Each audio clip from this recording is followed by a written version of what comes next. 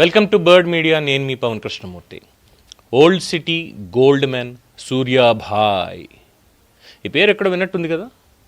Yes, గతంలో తిరుమల తిరుపతి దేవస్థానానికి దర్శనం కోసం ఒళ్ళంతా బంగారం దిగేసుకొని వెళ్ళినటువంటి వ్యక్తి.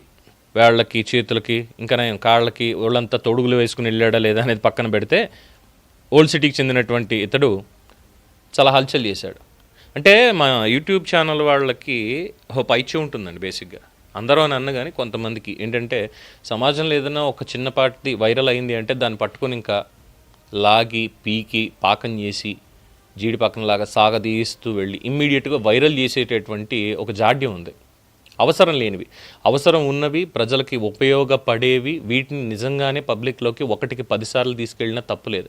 కానీ ఏంటంటే, వ్యాపారం పెంచేసుకోవాలనో లేదంటే ఇంకోటనో ప్రమోషన్ పరంగానో ఈ గోల్డ్ మ్యాన్స్ కొంతమంది ఉన్నారు. వీళ్ళని ఈ యూట్యూబ్ ఛానల్స్ అన్నీ కూడా తీసుకెళ్ళి కూర్చోబెట్టి విపరీతమైనటువంటి ఒక ప్రచారం కల్పించాయి.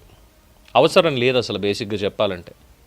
తిరుమల వెళ్ళాడు, తిరుమలలో హల్చల్ చేసిన గోల్డ్ మ్యాన్ సూర్య అని చెప్పని ఒకటి వచ్చింది మామూలుగా. అంతే, వెంటనే ఇంకేముంది, మీడియా అంతా కూడా అక్కడికి వెళ్ళిపోయి, ఈ డిజిటల్ మీడియా మ్యాక్సిమం ఇంకా ఇంటర్వ్యూలు వరుసగా. ఎలా మీరు కొన్నారు, ఏం చేస్తారు అసలు, మీరు ఎక్కడి నుంచి వచ్చాయి ఇవన్నీ, ఈ ప్రశ్న పరంపర, దానికి దిక్కుమాలిన టైటిల్స్ కొని పెట్టడం, పబ్లిక్లోకి పుష్ చేసేయడం, విచ్ ఇస్ నాట్ రిక్వైర్డ్.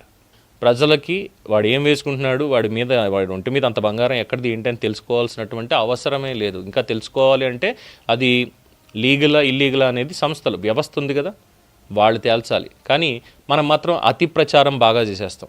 ఇంకేముంది, ఆ తర్వాత ఇంకొక న్యూస్ వచ్చింది. ఫస్ట్ తిరుమల న్యూస్ అయింది జస్ట్ ఒక 3 months బ్యాక్ ఐ గెస్.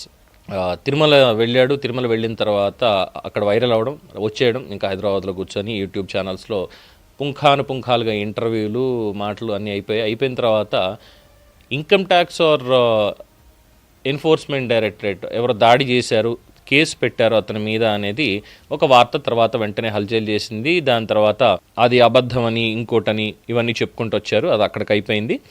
ఆ తర్వాత ఇవాళ వచ్చినటువంటి న్యూస్ ఏంటంటే, అసలు వార్త. తెలంగాణ సీఎం రేవంత్ రెడ్డి గారికి పోలీస్ కమిషనర్ సజ్జనార్ గారికి అత్యంత సన్నిహితుడిని అని నమ్మించి విదేశాల నుంచి తక్కువ ధరకే బంగారం తెప్పిస్తాను అని చెప్పి దాదాపు 32 లక్షల రూపాయలు ఎవరి దగ్గర కాజేసేట, అదొక కేసు నమోదు చేశారు. ముఖ్యంగా ఇక్కడ ముఖ్యమంత్రి గారి పేరు, అలాగే కమిషనర్ సజ్జనార్ పేరు, వీటిని చెప్పుకుంటూ పాత బస్తీ గోల్డ్ మ్యాన్ సూర్యాభాయ్ మోసం చేసేసరికి దాదాపు నెల పైన కూడా కాదు, కొన్ని నెలలు అవుతుంది డబ్బులు తీసుకొని.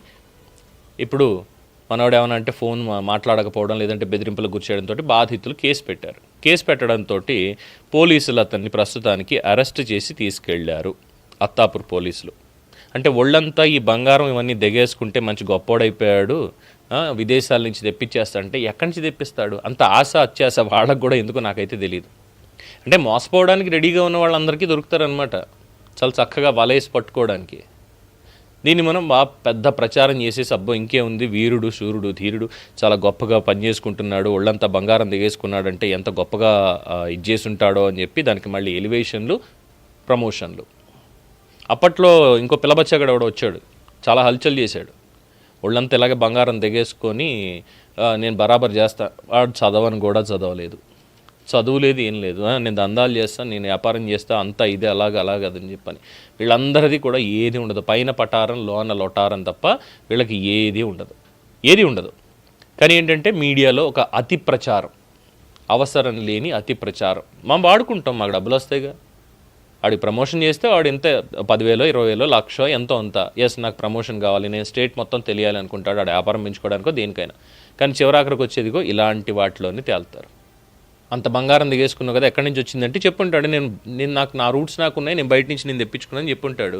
మోసగాడు కదా పాపం. పక్కనున్న వాళ్ళు హ్యాపీగా ఇంకేముంది, మనవాడు తెప్పించేస్తాడులే పర్వాలేదు, మనం కూడా దిగేసేసుకోవచ్చు బంగారాలు అనుకొని ఇచ్చారు, మోసపోయారు. ఇప్పుడు లబోదిబోమండం కేసు పెట్టడం. ఏమైంది, రేపు పొద్దున తీసుకెళ్తారు, అరెస్ట్ చేస్తారు, రిమాండ్కి పంపిస్తారు, ఆ తర్వాత బెయిల్ తీసుకుని బయటకు వస్తాడు, కేసులో ఆగుతూ పీకుతూ ముందుకెళ్తూ ఉంటుంది. అంతకుమించి ఇందులో జరగబోయేది ఏం లేదు. కానీ మీడియా చేసే అతి ప్రచారం తప్ప ఇందులో పాయింట్ ఉండదు. అలానే ఇక్కడ ఎవరిని తప్పట్టడంలా, ఎవరి వ్యాపారం వాళ్ళది, ఎవరి మార్గం వాళ్ళది. కానీ సమాజానికి ఏది అవసరం ఏది కాదు అనేటువంటి ఒక విచక్షణ అట్లీస్ట్ కొన్ని విషయాల్లో ఉండాలి. దీని మీద మీ అభిప్రాయం తెలియచేయండి. చూస్తూనే ఉండండి ది బర్డ్ మీడియా. ఈ వీడియో మీకు నచ్చినట్లయితే లైక్ చేయండి, షేర్ చేయండి, సబ్స్క్రైబ్ చేయండి. మరిన్ని అప్డేట్ల కోసం మా వాట్సాప్ ఛానల్ను ఫాలో చేయండి.